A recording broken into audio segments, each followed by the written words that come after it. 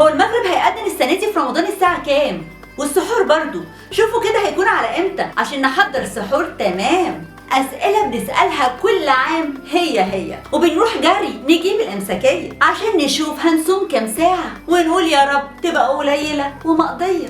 بس ايه هي حكاية الإمساكية؟ وامتى كانت بداية ظهورها؟ ولما اتعملت كان ايه دورها؟ الإمساكية ظاهرة مصرية كالعادة، يعني ما احنا ناس دماغها 100. ظهرت الإمساكية في عصر محمد علي في شهر رمضان عام 1262 هجري الموافق 1846 ميلادي. وفكروا وقتها انهم يعملوا جدول في مواعيد الصلاة في رمضان، وقت الفطار ووقت السحور كمان، وسموها إمساكية نسبة لكلمة إمساك، وهو الإمساك عن الشرب والأكل. وطبعوها على ورق وعملوا ليها شكل. كانت ورقة لونها أصفر وعليها زخرفة إسلامية وبخط كبير وعريض كلمة إمساكية، وكانت بالتقويم الهجري مش الميلادي، وعليها صورة محمد علي.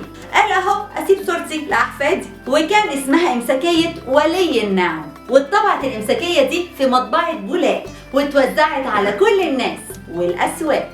سؤال الحلقة وسؤال سهل جدا، الإمساكية اتطبعت فين؟ ودي كانت حلقتنا النهاردة. استنونا بكرة في حكاية جديدة نتمنى تبقى ليكم مفيدة، ويا رب تقضوا خلال شهر رمضان أيام وليالي سعيدة. كان معكم بسمة مجدي، أشوفكم على خير.